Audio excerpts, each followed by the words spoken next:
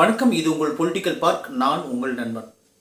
எந்த ஊழலாட்சி உங்களுக்கு தேவையா?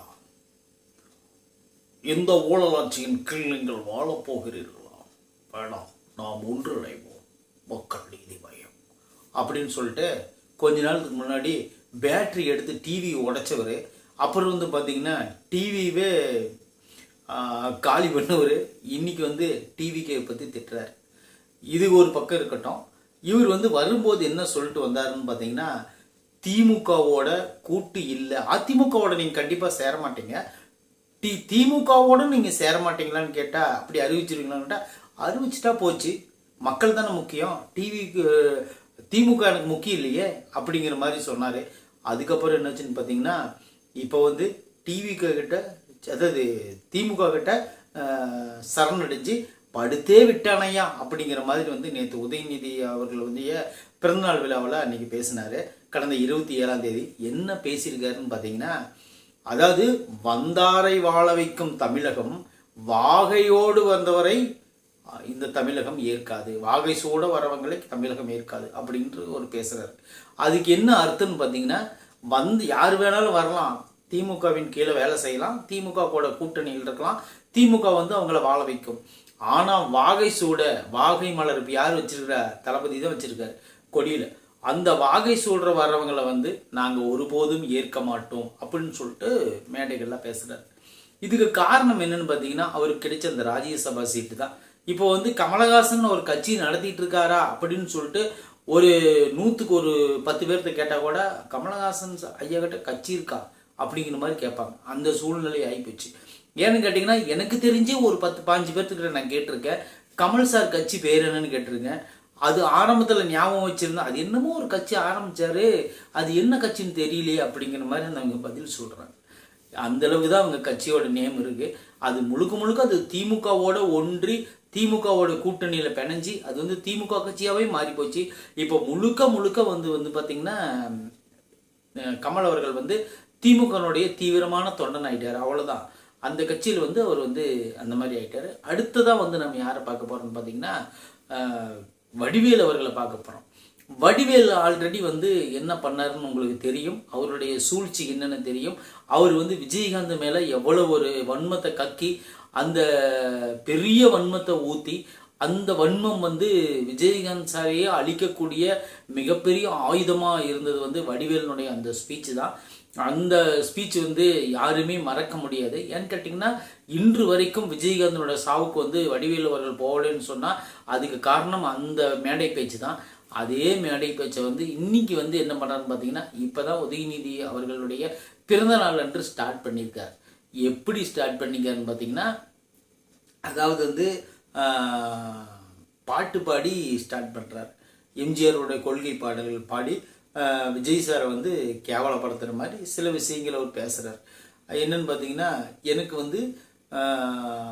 அதாவது புதுசாக வர்றவங்க யாருமே இந்த கோட்டையை அசைச்சு பார்க்க முடியாது, இது ஒரு மாபெரும் பெரிய கோட்டை அப்படின்னு சொல்லிட்டுலாம் நிறைய ஒரு கலாய்க்கிற மாதிரி பேசுகிறாரு. பேசிட்டு ஸ்டாலின் பேர் உண்மையிலே ஸ்டாலின் இல்லை அப்படின்னு சொன்னோன்னே நான் கூட என்னடா வேற பேர் இதுன்னு சொல்லுவாரோ அப்படின்னு நான் யோசிச்சுட்டு இருந்தேன். அவர் சொல்ல பேர் என்ன தெரியுங்களா?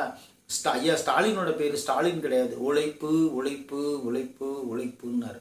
அடுத்தது சின்னையா புகழ் பாடணும்ல, உடனே சின்னையா புகழ் என்ன சொல்கிறாருன்னு பார்த்தீங்கன்னா, ஐயா சின்னையா என்ன தூங்குவார், என்ன பண்ணுவார், நான் மாமன்னனில் பார்த்த அந்த முகம் வேற, இப்போ இருக்கிற இந்த அரசியல் முகம் வேற, இனிமேல் மீண்டும் அந்த மாமன்னன் முகத்தினால பார்க்க முடியாது, இதை தான் பார்க்க முடியும் அப்படிங்கிற மாதிரி அவர் பெருமையாக பேசிகிட்டு இருக்காரு.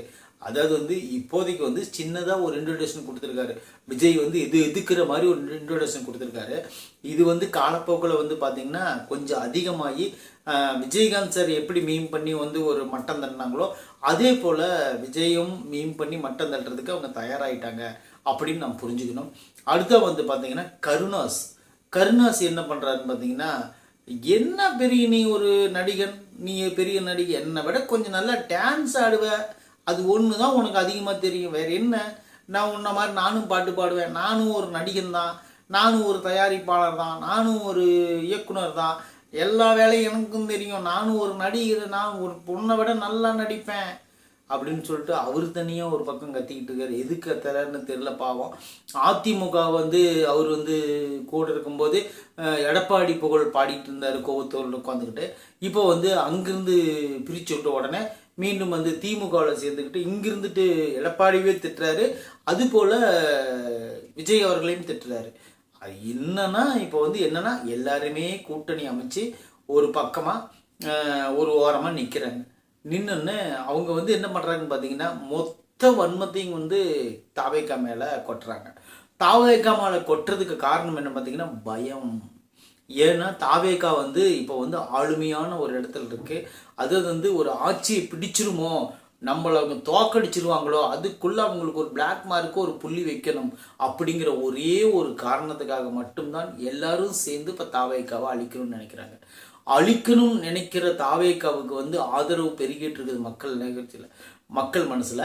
இப்போ அதுக்கு ஒரு உதாரணமாக எடுத்துக்காட்டுன்னு பார்த்தீங்கன்னா ஐயா செங்கோட்டையன் அவர்கள் வந்து நீங்கள் இந்த பதவி கொடுத்த உடனே அவர் ஊருக்கு போகும்போது அவர் வரவேற்பு நீங்கள் பார்த்துருப்பீங்க. அது போக இன்னைக்கு அவர் வந்து பொது மேடையில் ஒன்று பேசியிருக்காரு. பேசிகிட்டு இருக்கும்போது என்ன பண்ணாருன்னு பார்த்தீங்கன்னா விஜய் அவர்களை 2026 கண்டிப்பாக முதலமைச்சர் ஆகுவார் அப்படிங்கிறது எந்த மாற்று கருத்தும் கிடையாது. அதுக்கு காரணம் என்னன்னு பார்த்தீங்கன்னா இங்கே இருக்கிற இளைஞர் பட்டாளம் பூரா விஜய் மேலே தான் இருக்கா. இன்னொரு விஷயம், முக்கியமான விஷயம் சொல்கிறேன். 41 உயிர்கள் இறந்த பிறகும், அதாவது வந்து கரூரில் 41 உயிர்கள் இறந்த பிறகும், அந்த குடும்பங்கள் இழந்து விட்ட பிறகும் இன்னைக்கு ஒரு பொண்ணு வந்து பேட்டி கொடுக்குறா.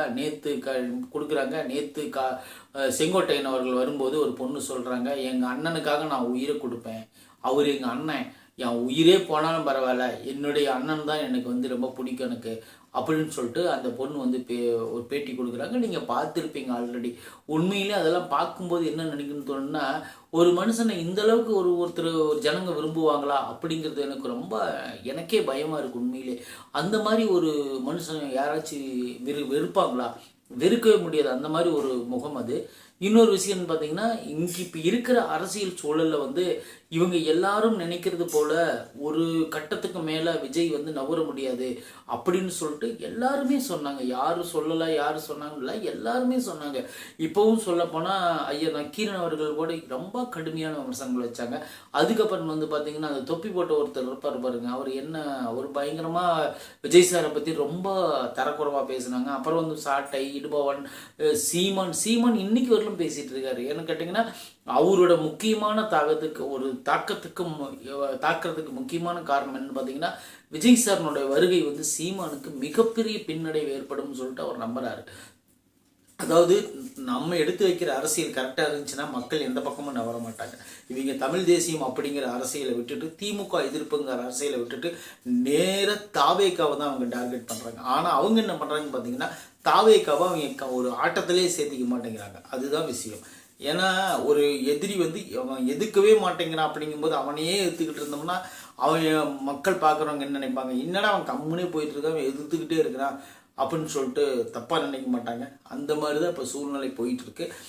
ஓகே, இதெல்லாம் ஒரு பக்கம் இருக்கட்டும், எனக்கு அது ஒரு விஷயம் இல்லை. ஏன்னு கேட்டிங்கன்னா இப்போ வலைதளங்கள்லாம் முக்கால்வாசி ஒரு 95% வந்து பார்த்தீங்கன்னா விஜய் அவர்களுக்கு நெகட்டிவ் ஏற்படுத்தின மாதிரி தான் சில வீடியோக்களும் சரி, சில பேட்டிகளும் சரி, நிறைய பேர் அப்படி போட்டுக்கிட்டு இருக்கிறாங்க. ரெட்ஃபிக்ஸை தவிர மீதி எல்லா சேனல்களும் கிட்டத்தட்ட அதாவது வந்து பார்த்திங்கன்னா விஜய்க்கு அகேன்ஸ்டாக தான் பண்ணுறாங்க. குறிப்பாக யாருன்னு பார்த்தீங்கன்னா எல்லாருமே விஜய் சாருக்கு எதிராக தான் பேசிகிட்டு இருக்கிறாங்க. எல்லாருமே விஜய் சாருக்கு வந்து ஒரு மோசமான விஷயம் பேசிகிட்டு இருக்காங்க. நாங்கள் கூத்தாடி கோமாளி கூட்டம் அல்ல, இது கொள்கை கூட்டம், இது கூத்தாடி நம்பி கூட்டம் அல்ல, இது கொள்கை கூட்டம் அப்படின்னு சொல்லிட்டு பேசுகிறாரு சீமான். அதை வந்து கூத்தாடினா அவ்வளோ கேவலம் கிடையாது. ஏன்னு கேட்டிங்கன்னா கூத்தாடி அப்படிங்கிறது வந்து என்டர்டெயின் பண்ணக்கூடிய ஒரு பெரிய கலை. ஒரு மனுஷனா நைட்டு 10 மணிலேருந்து விடியகாலம் 6 மணி வரையில் அவனை தூங்க விடாமல் சிரிக்க வச்சு, அவனை சிந்திக்க வச்சு, அவன் வந்து இதுதான்டா கதை, இதுதான்டா ஒரு நீ அறிஞ்சிக்க வேண்டிய ஒரு முக்கியமான ஒரு சப்ஜெக்ட்னு சொல்லிட்டு அவனை விடிய உட்கார வச்சு ஒரு கதை சொல்லி நடித்து அதை பாடி அது அவனுக்கு புரிய வைக்கிறாங்க பார்த்தீங்களா. அது வந்து ஒரு மகத்தான ஒரு கலை வந்து நீங்கள் கூத்தாடி அப்படிங்கிற ஒரு சின்ன வட்டத்துக்குள்ளே அடைக்க பார்க்குறது அது எவ்வளோ பெரிய ஒரு கோமாளித்தனம்னு நீங்கள் தான் நினச்சிக்கணும். ஏன்னு கேட்டிங்கன்னா அதாவது விஜய் கூத்தாடினா சீமான் யார், சீமான் கூத்தாடினா உதயநிதி ஸ்டாலின் யார், இல்லை ஸ்டாலின் யார், ஐயா கலைஞர் யார், சினிமா பின்புலத்திலிருந்து தான் அவங்கெல்லாம் வந்து வந்தாங்க. ஏன்னு கேட்டிங்கன்னா கட்சியில் இருந்திருக்கலாம், இவங்க வந்து சினிமா பின்புலத்தை வச்சு தான் அண்ணா வந்து வேலைக்காரி படத்துக்கும் ஓரிரவு படத்துக்கும் கதை வசனம் அண்ணாதுரை எழுதினார் அறிஞர் அண்ணா. அதுக்கப்புறம் பராசக்தி படத்திலிருந்து ஏகப்பட்ட படங்களுக்கு கலைஞர் வசனம் எழுதியிருக்காரு. அப்புறம் ஸ்டாலின் ஒரு 2-3 படத்தில் நடிச்சிருக்காரு, திருமாவளவன் நடிச்சிருக்காரு. இன்னும் சொல்ல போனால் நீங்கள் வந்து உதயநிதி அவர்கள் நடிச்சிருக்காரு, இப்போ வந்து இன்பநிதி நடிச்சிட்டு இருக்கிறாரு. இன்னும் சொல்ல போனால் இங்கே இருக்கிற எல்லாருமே கூத்தாடிகள் தான். அதாவது அரசியலுக்கு வந்திருக்கிற எல்லாருமே கூத்தாடிகள் தான். ஜெயலலிதா கூத்தாடி தான், எம்ஜிஆர் கூத்தாடி தான். இன்னும் சொல்ல போனால் கூத்தாடி அப்படின்னா என்னன்னா விடிய விடிய ஒரு கலையை வந்து நாம் வந்து மக்களுக்கு பறைசாற்றணும், அவன் தான் கூத்தாடி. ஆனால் அந்த கூத்தாடிக்குள்ளேயும் ஒரு உள்ளம் இருக்கும். அவன் விடிய விடிய ஆடி பாடி அவன் மக்களை மகிழ்வித்து என்னென்ன பேசணுமோ எல்லாத்தையும் பேசி அவனை மகிழ்விச்சுட்டு காலையில் அந்த சம்பளத்தை வாங்கிட்டு போய் தான் அவன் பொங்கி சாப்பிடுவான். அந்த மாதிரி ஒரு கூத்தாடி வந்து தன்னோட கலையை விற்று அவன் சாப்பிடுவான். அந்த மாதிரி ஒரு நியாயமான ஒரு நியாயஸ்தை. ஒருத்தரை ஏமாற்ற மாட்டான், ஒருத்தனை கெடுக்க மாட்டான். ஆனால் அவனுக்கு என்ன திறமை இருக்கோ அதை காட்டி தான் அவன் சாப்பிடுவான். அப்படிங்கும்போது கூத்தாடி அப்படிங்கிறது இந்த அரசியல் பேரை வச்சுட்டு கொள்ளையடிக்கிறானுங்க பார்த்தீங்களா, இவனுங்களை விட கூத்தாடி அப்படிங்கிற பேர் வந்து உண்மையிலே பெருமையான பேர். அது எல்லாரும் வந்து நம்ம அவசியம் வந்து அதை வந்து பெருமையாக நினைக்கக்கூடிய ஒரு பெயர் அப்படின்னு தான் நான் பார்க்குறேன். சரி, ஓகே. இன்றைய தினத்தில் விஜய் சாரை வந்து இத்தனை பேர் எதிர்த்தாங்க அப்படிங்கிற பார்த்தோம். நாளை தினத்தில் வேறு என்ன நடக்குதுன்னு பார்த்துட்டு நான் உங்களுக்கு வேறு வீடியோ சொல்கிறேன். நன்றி, வணக்கம்.